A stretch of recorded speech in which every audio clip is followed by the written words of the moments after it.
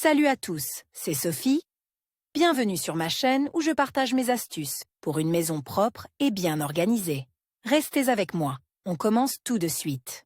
Les fours modernes regorgent de fonctions et de modes utiles. Cependant, il n'est pas toujours facile de les comprendre. Bien sûr, vous devez lire le manuel d'un modèle particulier de cuisinière, mais il arrive qu'il ne contienne pas toutes les réponses à toutes les questions. Dans cet article, nous avons décidé de découvrir ce qu'est la convection forcée dans le four et quelle est son utilité. La désignation la plus courante du mode de convection dans un four est l'icône du ventilateur, le phénomène de la convection. La convection est un type de transfert de chaleur dans lequel l'énergie est transférée par des jets et des courants. Le mot latin pour convection est transfert. Dans un four, la convection naturelle est le résultat de l'élément chauffant, l'air plus léger et plus chaud monte et l'air plus froid, dense et lourd descend. Les masses d'air sont progressivement mélangées et réparties dans le four, de sorte que celui-ci atteint la même température. Examinons maintenant de plus près ce qu'est la convection forcée dans le four, à quoi sert cette fonction et comment elle fonctionne. Le processus de mélange des flux d'air prend un certain temps, c'est pourquoi le four doit être réchauffé avant la cuisson des aliments. La convection forcée dans le four, qu'est-ce que c'est? Toutes les ménagères le savent.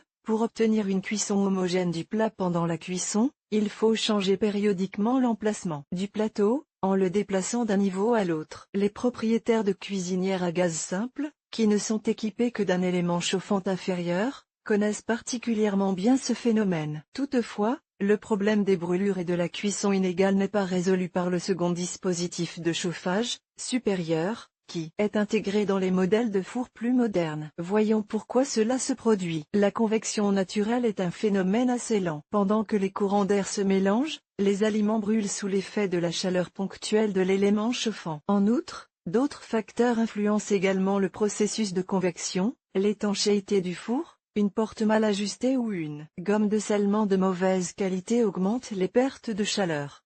La largeur du plateau. Un plateau large ralentit le mélange des masses d'air, surtout s'il n'est pas équipé d'ouverture latérale. En outre, la taille du plat à cuire joue également un rôle important. Les gros morceaux de viande ou une volaille entière, en raison de leur taille, n'ont tout simplement pas le temps de cuire à l'intérieur pendant la cuisson, mais ils brûlent sur le dessus ou le dessous, car certaines parties du plat sont situées plus près des éléments chauffants. Les hôtesses ne reculent devant aucun artifice pour éviter que les aliments ne brûlent, elles déplacent le plateau d'un niveau à l'autre, le tournent dans l'autre sens et ajustent la température du four. De nombreuses personnes utilisent du papier d'aluminium et des sachets pour la cuisson, préaumentent les plats à basse température, ou placent un récipient d'eau dans le four pour éviter le dessèchement des grosses pièces de viande lors d'une cuisson prolongée. Le plus souvent, le ventilateur est installé à l'arrière du four. Le mode convection du four évite aux hôtesses de telles manipulations, ou, du moins, leur permet de les réduire. La convection forcée dans le four est assurée par le ventilateur intégré, convecteur. L'air circule beaucoup plus rapidement que la convection naturelle et les masses d'air chauffé sont réparties uniformément dans le four immédiatement après le chauffage. Le mouvement constant des courants d'air crée non seulement une température uniforme,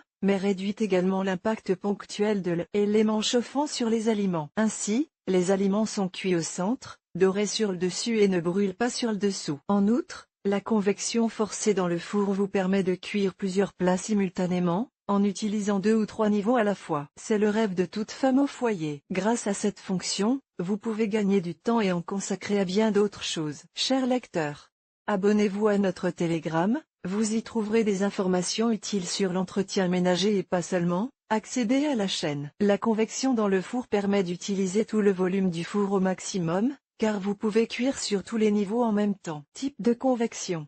Depuis que les fours sont équipés de la convection, cette fonction s'est profondément transformée. Aujourd'hui, il existe plusieurs types de convection dans les fours. Ventilateur. Il fait circuler l'air, garantissant ainsi une cuisson uniforme des aliments. Il s'agit du type de convection le plus simple. Ventilateur avec anneau chauffant. Ce mode est considéré comme plus efficace. Le ventilateur est équipé d'un élément chauffant supplémentaire, grâce auquel les flux d'air chaud remplissent l'espace du four plus rapidement. Convecteur renforcé.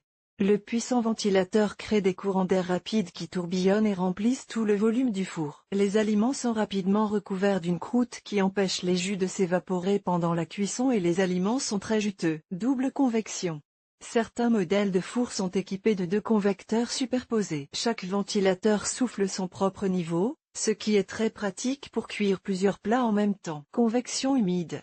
Grâce au générateur de vapeur intégré, l'air à l'intérieur du four est saturé de vapeur et les aliments sont cuits à l'étouffée plutôt que frits. Ce mode convient à la cuisson des pâtes feuilletées et aux plats diététiques, avec un minimum de matière grasse et de sel. Certains modèles de four permettent de régler l'intensité de l'humidité et la direction de la vapeur. Le mode de convection humide permet à la pâte feuilletée de lever plus facilement lorsque vous choisissez un four doté d'un mode de convection. Recherchez d'autres options pour améliorer votre cuisine: grill, rôtisserie, différents programmes de chauffage, sondes de température et autres fonctions utiles. Avantages de la convection. Parmi les principaux avantages du mode de convection dans le four, on peut citer les suivants: le chauffage rapide du four, accélération du processus de cuisson et, par conséquent, réduction de la consommation d'électricité et de gaz.